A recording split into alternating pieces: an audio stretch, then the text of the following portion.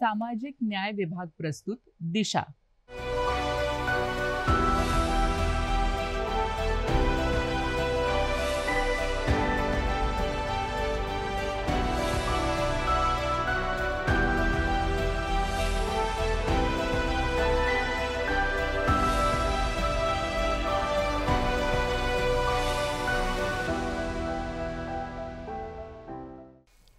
नमस्कार, दिशा कार्यक्रमात सगळ्यांचं मनपूर्वक स्वागत करते। Ministry of law and justice अंतर्गत डिपार्टमेंट ऑफ जस्टिस यांनी दिशा स्कीम सुरू केलेली आहे। दिशा म्हणजे designing innovative solutions for holistic access to justice, म्हणजे समाजात जे वेगवेगळे घटक आहेत त्या सर्व घटकांना परिपूर्ण न्याय कसा मिळावा यासाठी ही योजना काम करत आहे आणि हे या योजनेचं मुख्य उद्दिष्ट आहे। या कार्यक्रमाअंतर्गत आपण वेगवेगळ्या समाजातील घटकांचे काय हक्क आहेत आणि त्याबद्दल कायदा काय सांगतो याविषयी नेहमीच बोलत असतो। आज आपण बघतो की आपण 21व्या शतकात आहेत, असं म्हणतो की हे महिलांचं राज्य आहे, पण असं असलं तरीही आजही आपण वर्तमानपत्र उघडलं तर अनेक आपल्याला अशा बातम्या वाचायला मिळतात किंवा टीव्हीवर पाहायला मिळतात की ज्या आपल्याला अक्षरशः हादरवून टाकणाऱ्या असतात। आजचा आपला विषय आहे भारतीय कायद्याअंतर्गत स्त्रियांच्या विनयशीलतेचा अपमान। या महत्त्वाच्या विषयावर आपल्याला मार्गदर्शन करण्यासाठी आज आपण स्टुडिओमध्ये आमंत्रित केलेलं आहे मीना कुर्लेकर मॅडम आणि प्रोफेसर स्मिता थूल यांना। नमस्कार, दोघींचंही कार्यक्रमात अगदी मनापासून स्वागत करते। मीना कुर्लेकर या संचालक आणि कार्यवाह आहेत वंचित विकास संस्थेच्या, त्याचप्रमाणे प्रोफेसर स्मिता थूल या सहयोगी प्राध्यापक आहेत Anjuman Islam barrister AR Antulay college of law इथं। दोघींचंही मनापासून स्वागत करते। मॅडम, आपण अनेक वर्षांपासून संस्थेमध्ये कार्यरत आहात, अनेक महिलांना आपण पाहिलेलं आहे, त्यांच्या तक्रारी आपण समजून घेतलेल्या आहेत आणि मॅडम आपणही ॲडव्होकेट आहात आणि ह्या सगळ्या बाबींचा कायदेशीरपणे आपण अभ्यास केलेला आहे। तर मॅडम, तुम्ही काय सांगाल की जेव्हा आपण म्हणतो की स्त्रियांच्या विनयशीलतेचा अपमान होतोय तर आजची परिस्थिती काय आणि ह्या मागची म्हणजे कालची परिस्थिती आपल्या देशात काय होती, काय सांगाल? खरं म्हणजे आपण असं म्हणतो की शालीनता आणि विनयशीलता हा स्त्रीचा एक दागिना आहे, पण जर रामायण महाभारतापासून जर डोकवलं तर रामायणामध्ये सीतेवर जो काही अन्याय झाला, तिला पळवून नेलं, मग तिच्यावर संशय घेतला, तिने अग्निदिव्य केलं तरीही पुन्हा तिच्यावरती संशय घेतला, शेवटी अशी वेळ आली की तिने घर सोडलं आणि आपण असं म्हणू तिने तिचं आयुष्य थांबवलं, ती जमिनीत लुप्त झाली। म्हणजे काय झालं, तिला हे करायची का वेळ आली, हा मला एक प्रश्न आहे। दुसरं, द्रौपदीच्या बाबतीत महाभारतामध्ये जर आपण म्हटलं की एका रजस्वला स्त्रीला तुम्ही राजसभेमध्ये खेचून आणता, इतके मान्यवर तिथे बसलेले असतात, कोणीही बोलत नाही आणि तिच्या वस्त्राला हात घालता, याचा अर्थ काय होतो? म्हणजे नक्कीच आपण बघतोय की अगदी अनादी काळापासून काही उदाहरणं आपल्या डोळ्यासमोर आहेत आणि आजही दुर्दैवाने परिस्थितीमध्ये काही फार बदल झाला आहे अशातला भाग नाहीये। नक्कीच कायदे आलेले आहेत, स्त्रियांना हक्क अधिकार मिळालेत, पण अजूनही मॅडम आपण बघतो की काही बाबतीमध्ये स्त्रियांवर अजूनही अत्याचार होत आहेत, विनयशीलतेचा भंग होतोय। तर तुम्ही काय सांगाल थूल मॅडम की कायदा नक्की काय सांगतो? कायद्यामध्ये भरपूर तरतुदी आहेत स्त्रियांसाठी। आपण जर भारतीय न्याय अंतर्गतच बघितलं तर सेक्शन 354 आहे, तो जो प्रोव्हिजन आहे त्याच्यामध्ये त्यांनी विनयशीलतेचा अपमान, स्त्रीचा विनयशीलतेचा अपमान काय असतो आणि त्याच्या ह्याच्यात त्यांना कुठली शिक्षा होते, जो विनयशीलतेचा जो अपमान आहे स्त्रियांचा हे जे करतात त्याच्यामध्ये त्यांना कुठली शिक्षा होते, कायदेशीर काय शिक्षा होते, तर त्यांना 2 वर्षाची शिक्षा आणि फाईन, दंड आणि किंवा दोन्ही असं होऊ शकते। जर स्त्रियांनी जर पुढाकार घेतला, कंप्लेंट केली तर यांना एक जसं म्हणतो आपण रॅप ऑन द नकल्स मिळू शकते। तसं होते की बाबा तुम्ही 354च्या सेक्शन 354च्या प्रोव्हिजनच्या हिशोबाने जर तुम्ही त्यांना त्यांचं तक्रार केली तर ह्यांना शिक्षा पण होऊ शकते। नक्कीच तशा ह्याच्या जेव्हा आपण मॅडम कायद्याबद्दल बोलतो तेव्हा एक मूलभूत मुद्दा येतो की स्त्रीनी तक्रार केली पाहिजे आधी. जर तक्रार केली तर मग पुढे केस होऊन मग आपण कायद्याचा प्रश्न येतो. कुर्लेकर मॅडम, तुम्ही काय सांगाल की आज स्त्रियांना खरंच माहिती आहे का हो की तक्रार करायची असते, किंवा कुठल्या कुठल्या बाबतीत आपल्यावर समजा अन्याय झाला की तक्रार करायची असते, मुळात स्त्रीला आपल्यावरती काही अन्याय होतोय ह्याचीही जाणीव कितपत असते, ह्याबद्दल तुमची पाहणी काय आहे? ह्याच्यामध्ये 2-3 स्तर होतात बायकांचे. हो. एक भाग असा आहे की बायकांना माहिती आहे की कायदा आहे, हां. पण त्या तक्रार करायला तयार नाही आहेत. हम्म. याचं कारण असं की हा आपला विनयशीलतेचा भंग आहे हेच त्यांना कळत नाही. हम्म, म्हणजे हा हम्म. बेसिक प्रश्न आहे त्यांच्या बाबतीत. दुसरं म्हणजे घरच्यांचा एक त्यांच्यावर दबाव असतो की हम्म. कोर्टाची पायरी चढली, पोलिसांकडे गेलो, मग आपल्या घराची चौकशी होईल, आपली अब्रू जाईल, कशाला वाढवतेस, इथेच थांबव, इतकी किरकोळ गोष्ट आहे असं त्यांना वाटतं. खरं तर तुम्ही आता जे जे सांगितलं ते अगदी रोजच्या, मला वाटतं की अनेक बायकांच्या घरोघरी असे हे बोलणारे हे संवाद आहेत. आणि त्यामुळे त्यांना पायरी चढायचं धाडस होत नाही. आणि दुसरं विनयशीलतेचा भंग म्हणजे नेमकं काय हेच त्यांच्या लक्षात येत नाही. हम्म, हम्म. आपण बसमध्ये चढतो, रेल्वेमध्ये चढतो, आपल्याला माहिती असतं काही माणसं मुद्दामून मागच्या बाजूला काहीतरी हात लावतात, छातीला हात दाबतामध्ये, किंवा आता जवळ रंगपंचमी आलेली आहे, रंगपंचमीला सगळेजण एकत्र खेळतात, त्याच्यामध्ये त्यांना कधी त्यांचं ब्लाऊज वर उचललं जातं हे सुद्धा मुलींच्या लक्षात येत नाही. आणि जेव्हा लक्षात येतं तेव्हा त्या फक्त असं म्हणतात ते त्या ग्रुपमध्ये नको, आपण दुसऱ्या ग्रुपमध्ये खेळू. पण याच्याविरुद्ध बोललं पाहिजे, तक्रार केली पाहिजे, जे असे करतात त्यांना येऊन द्यायचं नाही हे त्यांच्या लक्षात यायला पाहिजे. हेच दांडियाच्या वेळेला कळतं. आणि म्हणून जेव्हा पालक म्हणतात की नाही पाठवणार, मुलं रागवतात, कुटुंबामध्ये याच्यामध्ये भांडणं होतात. पण मुलींना हे कळलं पाहिजे, शिकवलं पाहिजे की हे कायदे, तू बोल ना, काही घाबरू नको, काही होत नाहीये, पण कायदे नेमके काय आहेत हे कळायला पाहिजे. खरं. आणि म्हणजे मुळात कुठेतरी ही जाणीव पाहिजे की जर आपल्यावर असा काही अपमान झाला तर तिथल्या तिथे बोललं पाहिजे, आणि फक्त त्या जागेतून पळून न जाता तिथे बोलणं पाहिजे आणि आवाज उठवला पाहिजे. तुल मॅडम, तुम्ही काय सांगाल की निर्भयानंतर काही आपले कायदे सुधारणा करण्यात आलेली आहे, तर त्यातले जे ABCD आहेत हे आम्हाला जरा सविस्तर सांगा. जेव्हा आपण विनयभंग म्हणतो स्त्रियांचा, तर विनयभंग पहिले म्हणजे काय आहे, ते एक स्त्रीची जी नम्रता असते तिचा आपण जेव्हा तिथे तिला तिच्या अत्याचार करण्याच्या ह्याच्यात आपण जेव्हा करतो तर त्याला आपण बेसिकली विनयभंग म्हणतो. आणि स्त्री, आता पहिलीची स्त्री आणि आताची स्त्री परिस्थिती थोडी बदलली आहे. पहिले स्त्रियांना अधिकार नव्हते, शिक्षण घ्यायचा अधिकार नव्हता, घराची चौकट बाहेर उल्लंघून जायचा अधिकार नव्हता. आता स्त्रिया बाहेर पडायला लागल्यात. आता बाहेर पडायला लागतात तर त्यांना बाहेर काय काय होते असं त्यांना पुष्कळशा गोष्टी अनुभवाव्या लागतात. आणि निर्भयानंतर गरज पडली आहे की ह्या कायद्याला आपण थोडंसं स्ट्रिक्ट केलं पाहिजे. तर त्याच्यामध्ये त्यांनी मग आता हा जो विनयशीलतेच्या हे जे आहे अपमान, याच्यावर जो कायदा केलेला आहे त्याच्यात त्यांनी अजून थोडंसं सखोल अशा तरतुदी केल्या आहेत. जसं जर आपण म्हटलं 354A आहे. 354A म्हणजे काय होते, सेक्शुअल हॅरेसमेंट. ठीक आहे, म्हणजे लैंगिक शोषण. ठीक आहे, लैंगिक अत्याचार.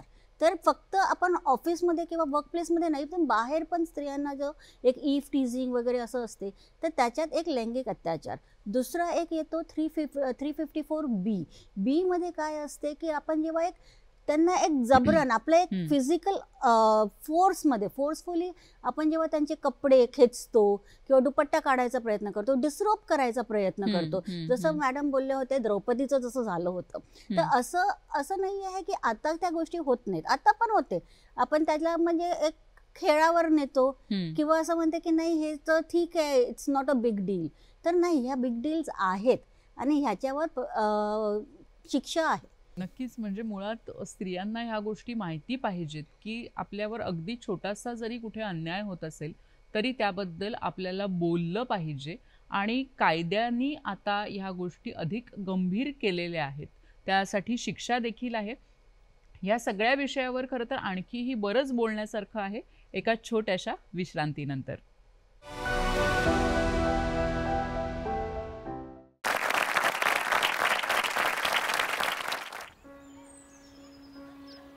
चाचा प्रणाम। प्रणाम। चाचा ड्यूटी जा रहे हैं, बिटिया का ध्यान रखिएगा। ठीक है, कोई बात नहीं। आपकी बेटी हमारी बेटी। जाओ बिटिया।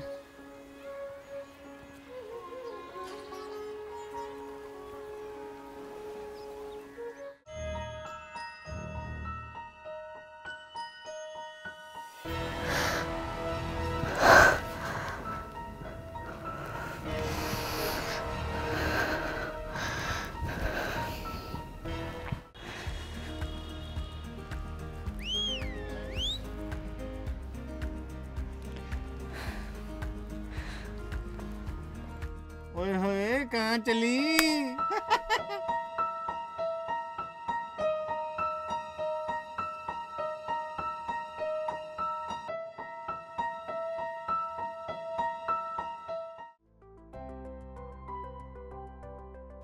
मेरा नाम गीता है। मैं छेड़छाड़ से परेशान हूँ, मेरी मदद कीजिए। भारत में कई ऐसे कानून हैं जो महिलाओं एवं बच्चों के सशक्तिकरण एवं संरक्षण के लिए बनाए गए हैं। अगर आपको और सहायता की जरूरत है तो कानूनी सलाह के लिए लीगल एडवाइस को चुनें और कोर्ट में वकील के प्रतिनिधित्व के लिए लीगल असिस्टेंस पर क्लिक करें। अगर आपको अब भी किसी मानवीय सहायता की जरूरत है तो आप हमारे इस टेली फैसिलिटेशन सर्विस के तहत IVRS बेस्ड हेल्पलाइन सॉल्यूशन को चुन सकती हैं। इसके लिए आप 14454 डायल करें। धन्यवाद।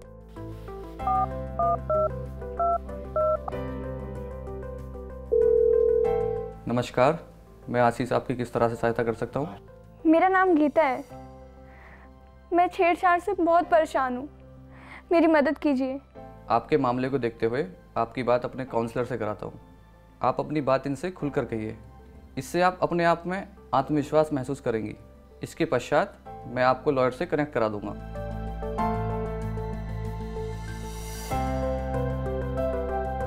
लोगों तक न्याय की पहुंच को और आसान करने के लिए न्याय विभाग भारत सरकार की पेशकश न्याय सेतु, एकदम गोपनीय और सुरक्षित माध्यम जिसे समाज के सभी वर्गों के साथ साथ खास तौर पर दिव्यांगों, महिलाओं, बच्चों और वरिष्ठ नागरिकों सहित सभी जरूरतमंदों को ध्यान में रखकर डिजाइन किया गया है।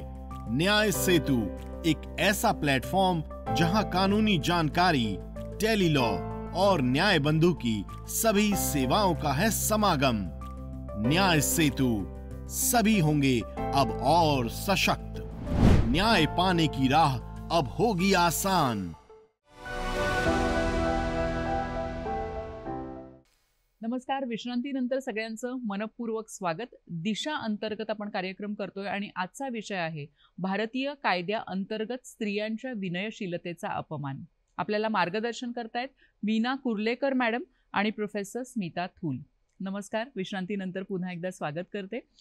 मीना मॅडम, तुम्ही काय सांगाल? तुम्ही अनेक वर्षांपासून ह्या क्षेत्रामध्ये काम करताय, अनेक स्त्रियांना तुम्ही पाहिलेलं आहे, तर तुमच्याकडे साधारण कोणत्या प्रकारच्या तक्रारी घेऊन महिला येतात?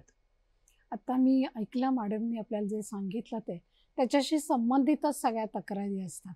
म्हणजे खूप वेळेला काय असतं की बस्ती पातळीवर किंवा इतर ठिकाणी घर छोटं असतं आणि त्यांना असं वाटत असतं की बाथरूमचं दार लागलंय पण लागलेलं नसतं, फटीमधनं बघत असतात किंवा बस्ती पातळीवर रात्रीच्या वेळेला काही लोक दारावरती ते काठ मारून ठेवतात किंवा भोग पाडून ठेवतात, पडद्यांची घरं असतात तिथे आणि मग रात्री ती झोपलेली असताना बघायचं, असे उद्योग करतात। त्या तक्रारी करतात पण त्या पोचत नाहीत। त्याच्यानंतर असं होतं की खूप वेळेला त्या बाहेर पडतात। म्हणजे गाडी चालवणाऱ्या बायकांच्या त्या खूप तक्रारी आमच्याकडे येतात, 4 व्हीलर असो 2 व्हीलर असो। काही टोळकी त्यांचा हा उपायच असतो की त्यांच्या पाठोपाठ जायचं आणि मग मध्ये आधे गाडी घालायची आणि त्यांना पाडायचं आणि पुन्हा उचलायला जायचं आणि मग उचलण्याच्या भाण्याने त्यांना स्पर्श करायचा किंवा त्यांचा कॉन्फिडन्स घालवायचा। त्यांना माहिती असतं की ही आपल्या नियमित मागे लागणारी लोक आहेत। मग बायका काय करतात तर रस्ता बदलतात, पण त्यांच्या हे लक्षात येत नाही की आपण रस्ता बदलण्यापेक्षा ह्याची तक्रार करावी। दुसरं, ऑफिसमध्ये सुद्धा खूप वेळेला असं होतं की आता स्त्री पुरुष एकत्र काम करतात, एक मैत्री होते, पण ठराविक काळानंतर कधी मैत्री वेगळं रूप घेते आणि त्याच्यामध्ये मग माझ्याकडे एक तक्रार होती की एका मुलीचं लग्न ठरलं आणि तिने सगळ्या कलिगना सांगितलं, पण तिच्या दोन्ही बाजूला जे एक पुरुष बसत होता एक स्त्री बसत होती, तिने त्यांना सांगितल्यानंतर त्या दोघांनीही तिला हनीमूनला कुठे जाणार ह्याच्यावरून हॅरेस करायला, म्हणजे चेष्टा म्हणून ठीक आहे, पण हॅरेस करायला सुरुवात केली की कुठे जाणार आहे, काय करणार आहे, कसं करणार आहे. आणि मग दोघांनी असं, हल्ली मोबाईल प्रत्येकाकडे असतो, लॅपटॉप असतो, त्याच्यावरती फिल्म्स दाखवायला सुरुवात केली. ती इतकी इरिटेट झाली. मॅडम, बाईनी असं केलं की सुद्धा तिच्या विरुद्ध तक्रार करता येते का, हा पण एक प्रश्न आहे. आणि पुरुषांनीही असं करायला सुरुवात केली. तिला शेवटी अशी वेळली की मी नोकरी सोडू की काय, कारण तिला हे सहनच होईना. किंवा खूप बायकांच्या अशा तक्रारी येतात की घरच्या अडचणी असतात, मग बदली हवी आहे, रजा हवी आहे, आणि अशा वेळेला तिचे जे वरिष्ठ असतात ते वेगवेगळ्या प्रकारच्या मागण्या करतात की तुला मी देईन, पण तू असं कर, तू तसं कर, माझ्याबरोबर चल, सिनेमाला चल, फिरायला चल. हे खूप कॉमन आहे. आणि हा तोंड दाबून बुक्क्यांचा मार आहे. नोकरी तर टिकवायची असते. बाकीच्या कलिगनं सांगितलेलं असलं तरी ते म्हणतात हे जाऊ देत ना, कुठे तक्रार करतेस, घरी सांगायची सोयच नाही. तिच्यामध्ये हे धाडस पाहिजे. आणि तिला असं वाटतं की आपण नेमकं काय करू शकतो. तिला जर कळलं की आपण ह्या सगळ्या विरुद्ध तक्रारी करू शकतो तर मला खात्री आहे की ती पुढे जाईल. पण तिला भीती वाटते पोलीस स्टेशन. नक्कीच. म्हणजे कुठेतरी एक ज्याला आपण म्हणतो की जी भीती आहे, दडपण आहे, त्याच्यातून बाहेर पडणं खूप गरजेचं आहे. स्मिता मॅडम, तुम्ही काय सांगाल की तक्रार करायची इथपर्यंत आपण आलोय, पण नक्की तक्रार कुठे करायची, पहिल्यांदा आपण कुठे संपर्क साधायचा? सो तक्रार जेव्हा आपल्याला करायची असेल, पहिली गोष्ट तर एक आपण क्लिअर व्हायला पाहिजे की जेव्हा विनयभंग आपण म्हणतो तर असं नाही की फक्त पुरुषच विनयभंग करू शकतात. एक स्त्री देखील दुसऱ्या स्त्रीचा विनयभंग करू शकतो. तर ती स्त्री, जी पीडित स्त्री आहे, ती एका दुसऱ्या च्या विरोधी देखील कंप्लेंट करू शकते. आणि कंप्लेंट कुठे करणार, तर नियरेस्ट पोलीस स्टेशनवर. आता जेव्हा आपण म्हणतो तिथे आपण FIR रजिस्टर करायची आणि त्या FIR ची दखल घेतली जाते. त्या FIR मध्ये पण आता कायद्याने अजून नवीन तरतुदी काढलेल्या आहेत. ते आहेत 0 FIR आणि EFIR. तर 0 FIR म्हणजे असं आहे की कुठेही काय झालं असेल, तुम्हाला जो गुन्हा जो घडलेला आहे तो कुठेही घडला असेल तरी आपण नियरेस्ट कुठल्याही पोलीस स्टेशनमध्ये जाऊ शकतो. जरुरी नाही आहे की त्या पोलीस स्टेशनमध्ये त्यांचं ज्युरिस्डिक्शन असेल. म्हणजे कितीतरीदा असं होते ना की आपल्याला काही झालं असेल, आपल्याला तक्रार नोंदवायची आहे, आपण पोलीस स्टेशनमध्ये जातो, पोलीस स्टेशन म्हणतो नाही, हा आमच्या हद्दीत येत नाही, तुम्ही तिकडच्या दुसऱ्या पोलीस स्टेशनमध्ये जा, जिथे ती हद्द आहे तिथे जा. पण 0 FIR मध्ये काय होते की तुम्ही कुठल्याही पोलीस स्टेशनमध्ये जा, ते FIR दखल करून घेतील त्याची, त्याला म्हणजे रजिस्टर करतील आणि मग त्याला ट्रान्सफर करतील जिथे त्याचं ज्युरिस्डिक्शन आहे. तो आहे एक FIR. दुसरा 0 FIR. आणि EFIR जे आहे ते म्हणजे तुम्ही पोलीस स्टेशनच्या साईटवर जा, तिथे तुम्ही FIR करू शकता. कितीतरीदा असते मनात दडपण असते की मी स्त्री आहे, मग हे लोकांना समजलं किंवा मला पोलीस स्टेशनमध्ये जायचं आहे, 4 लोकांनी बघितलं, म्हणजे मला टीज करतील, हसतील माझ्यावर किंवा मला छेडखानी करतील त्या याच्यात, आणि उगीच मला एक एम्बॅरेसमेंट होईल, एक लाईक लाजीरवाणी गोष्ट अशी माझ्यासाठी होईल.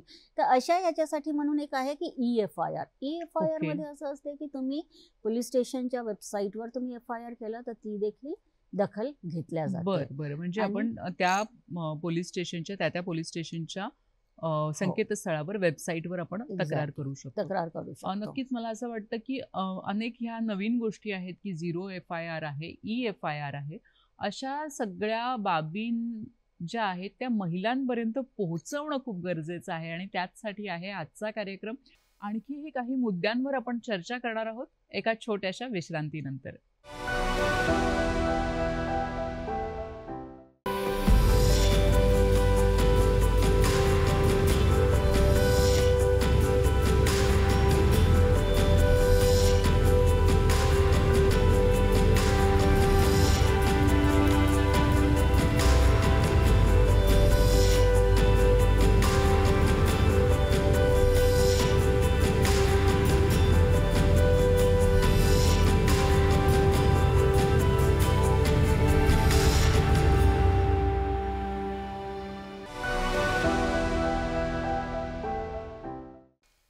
नमस्कार. दिशा कार्यक्रमात विश्रांतीनंतर सगळ्यांचं मनपूर्वक स्वागत करते. दिशा अंतर्गत आजचा आपला विषय आहे भारतीय कायद्याअंतर्गत स्त्रियांच्या विनयशीलतेचा अपमान.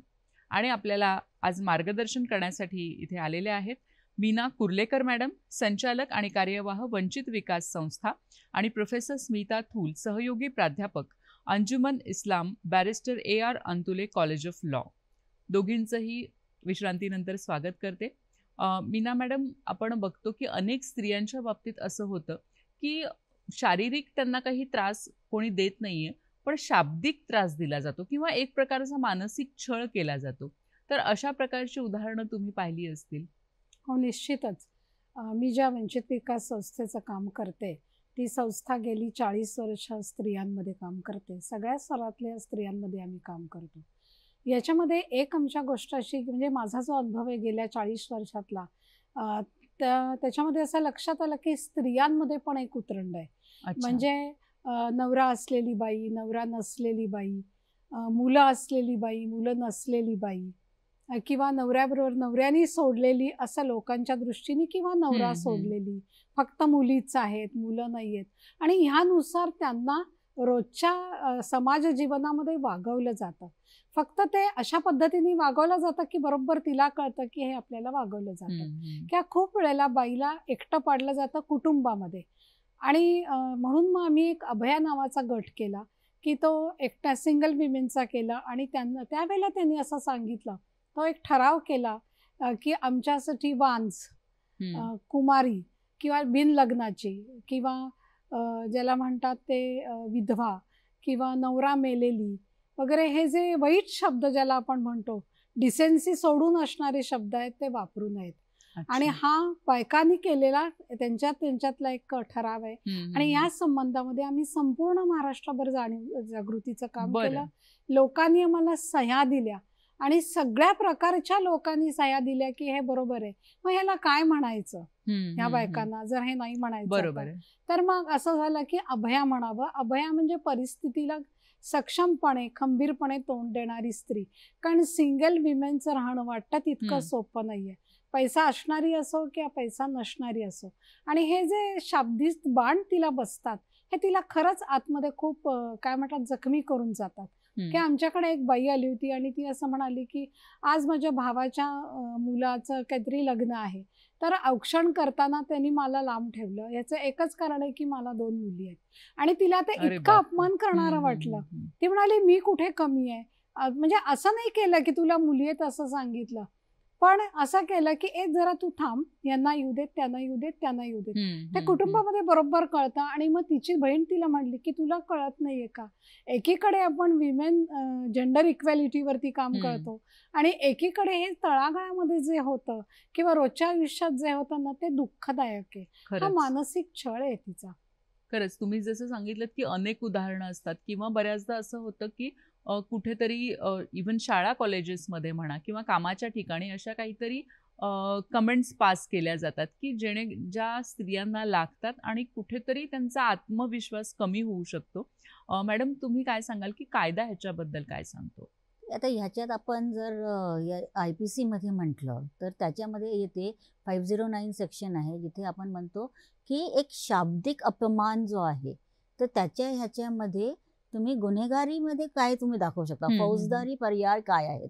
तर ह्याच्यात सांगितलं आहे की 509 मध्ये शाब्दिक अपमान, जो तिला एक अपमान करायचा आहे, तिचं एक नम्रतेला, तिच्या शीलतेला आपण एक खालच्या ह्याच्यात बघत आहोत त्याला, तर ह्याच्यासाठी तिकडे त्यांना शिक्षा आहे.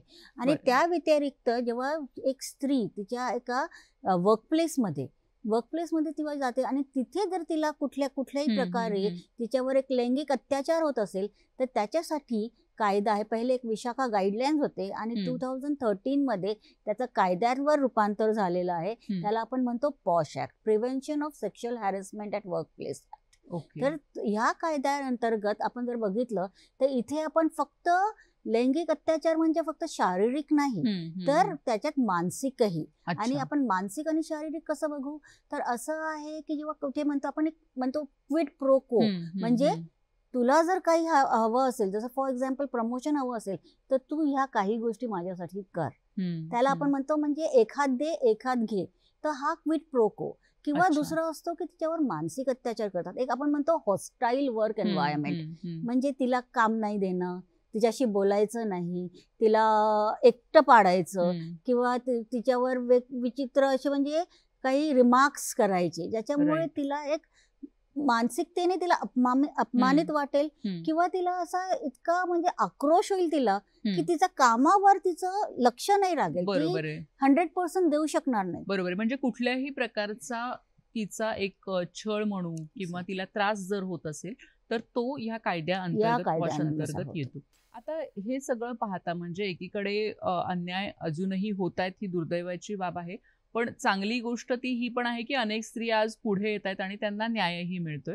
ही एकूण परिस्थिती बघता मीना मॅडम तुम्ही काय सांगाल की स्त्रियांना काय आवाहन कराल की कशा पद्धतीने त्यांची वागणूक असली पाहिजे आणि कुठे त्यांनी बोललं पाहिजे? मला पहिल्यांदा आपल्याला धन्यवाद द्यायचे आहेत महाराष्ट्रातल्या जनतेकडनं, कारण कायदा सगळ्यांपर्यंत पोहोचवण्याचा हा जो विचार आपण करताय हा खूप महत्त्वाचा आहे. आणि मी वस्ती पातळीवर म्हणा किंवा ग्रामीण पातळीवर काम करते, त्यामुळे मला हे खूप जाणवतं. बायका धीट असतात किंवा त्यांच्यामध्ये ताकद असते, पण त्यांना जर कळलं ना नेमकं काय करायचं तर त्या रस्त्याने जाऊ शकतात.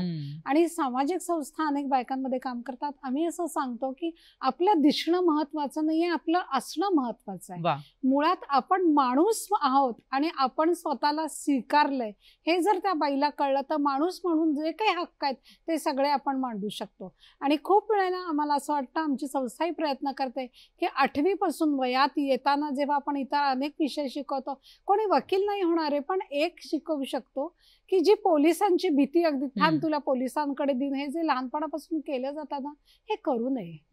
पोलीस हे आपल्याला मदत करणारे आहेत, आपले भाऊ आहेत, रक्षक आहेत हे सांगावं. आणि शाळेमध्ये एक कायद्याचा विषय ठेवावा. जसं नागरिक शास्त्र असतं तसं की आपण जाऊ शकतो, पोलीस स्टेशनला तक्रार करू शकतो. म्हणजे या बायकांचे कायदे सगळ्या काय, स्त्रियांना कायद्याचा जो अभ्यास आहे तो असला पाहिजे, तोंड ओळख तरी पाहिजे. नक्कीच. तर खरंच दोघींनीही अनेक उत्तम मुद्दे सांगितलेले आहेत की एकतर स्त्रियांना कुठेतरी अन्याय होतोय हे कळलं पाहिजे, तिने त्याबद्दल बोललं पाहिजे, योग्य तक्रार केली पाहिजे. आणि याचबरोबर एक समाज म्हणून सगळ्यांनीच याबाबत जागरूक असलं पाहिजे, पुरुषांनी देखील याबाबत जागरूक असलं पाहिजे. तुम्ही दोघी इथे आलात आणि खूप छान माहिती दिलीत. स्मिता मॅडम, मीना मॅडम, आपल्या दोघींचेही अगदी मनापासून मी आभार मानते. मनपूर्वक धन्यवाद. दिशा या कार्यक्रमात आज इथेच थांबतोय. धन्यवाद.